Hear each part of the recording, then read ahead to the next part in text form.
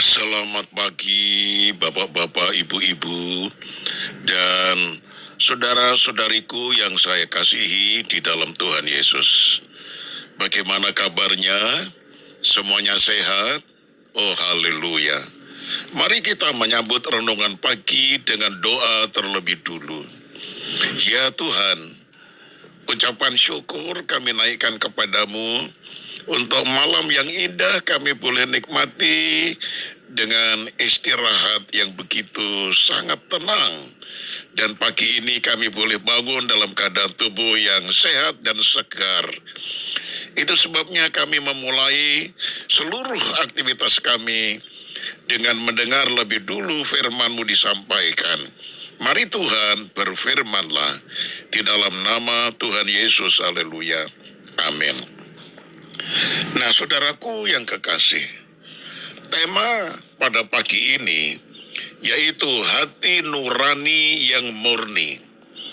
Terambil dari Kisah Rasul pasal 24 ayat 16. Sebab itu, aku senantiasa berusaha untuk hidup dengan hati nurani yang murni di hadapan Allah dan manusia.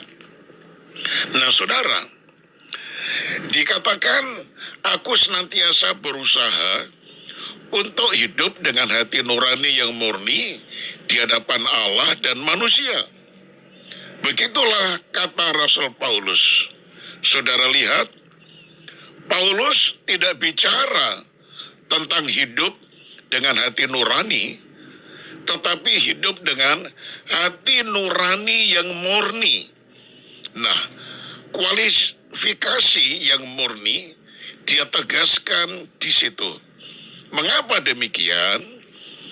Hati nurani adalah keyakinan orang tentang apa yang baginya paling wajib. Bagi Paulus, itu berarti mengasihi Tuhan dan sesama. Keyakinan bahwa mengasihi Tuhan dan sesama adalah hal yang paling wajib. Itulah yang dia maksudkan dengan hati nurani yang murni. Sehingga bagi Paulus, mendengarkan hati nurani berarti mewujud nyatakan kasih kepada Tuhan dan kasih kepada sesama manusia di dalam kehidupan sehari-hari. Namun, tidak semua orang meyakini kasih kepada Tuhan dan sesama sebagai hal yang paling wajib. Tidak semua orang memilih kasih kepada Tuhan dan sesama sebagai isi hati nuraninya. Ada orang yang nuraninya dipenuhi hasrat untuk mengejar kenikmatan hidup. Bahkan ada pula yang nuraninya dipenuhi hasrat untuk membalas dendam. Ternyata hati nurani bisa salah, bahkan bisa jahat. Karena itulah Paulus berbicara tentang hati nurani yang murni, yang benar, yang dipenuhi kasih kepada Tuhan dan sesama. Nah, saudara, apa artinya? Kita diundang untuk mendengarkan hati nurani yang benar, bukan yang salah, apalagi yang jahat. Kita diajak jujur, menakar, apakah isi nurani kita sungguh kasih kepada Tuhan dan sesama? Kita diundang untuk selalu mengkritisi dan jika perlu mengoreksi hati nurani kita. Untuk apa? Agar kita hidup benar di hadapan Tuhan dan sesama. Jadi saudaraku, hati nurani yang murni itu artinya kehidupan yang bisa dipertanggungjawabkan secara benar di hadapan Allah.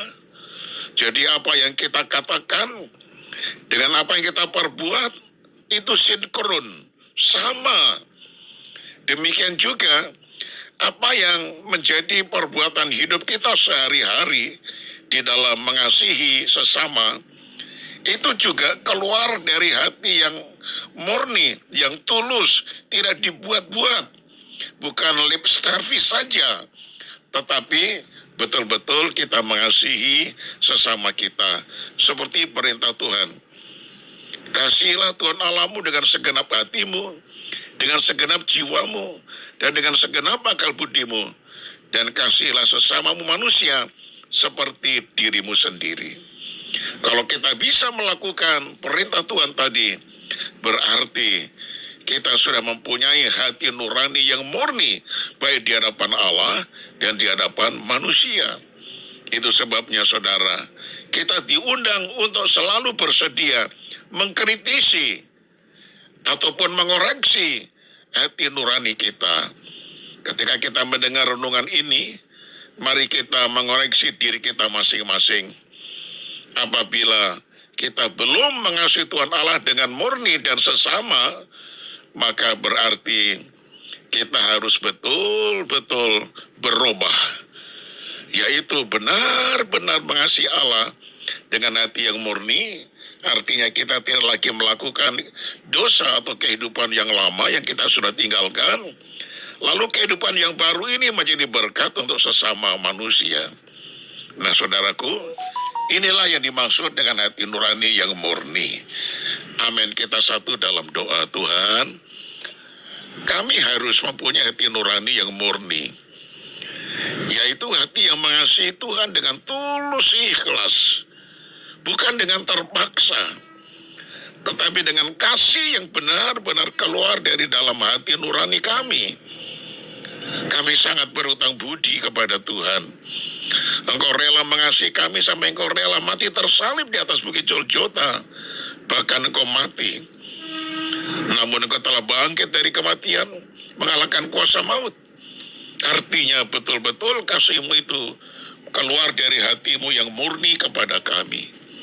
Untuk itu ajar kami melakukan hal yang sama, mengasihi Tuhan dengan hati nurani yang murni, dan juga mengasihi kepada sesama manusia dengan hati nurani yang murni, sehingga kami benar-benar menyatakan firman yang berkata, di dalam Yesus Kristus kehidupan yang lama sudah kami tinggalkan, dan muncullah kehidupan baru di dalam Kristus, hingga hidup kami menjadi berkat bagi banyak orang. Terima kasih, kami serahkan kehidupan kami sepanjang hari ini. Apapun yang kami lakukan, Tuhan buat kami berhasil, karena Engkau memberkati pekerjaan kami. Semua anak-anak kami yang bersekolah, yang berkuliah, Tuhan senantiasa menyertai dan berikan mereka roh takut kepada Tuhan dan ketaatan, dan diberikan kesuksesan. Kalau ada jemaat yang dalam keadaan sakit, kiranya tangan Tuhan yang akan menolong, menjamah dan memberikan kesembuhan.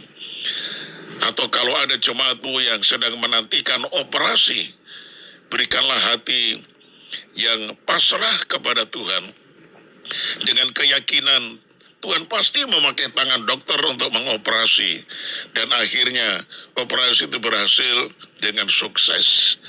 Terima kasih banyak Bapak. Kami serahkan semuanya di dalam tangan-Mu. Di dalam nama Tuhan Yesus kami sudah berdoa. Haleluya. Amin. Nah, shalom saudaraku.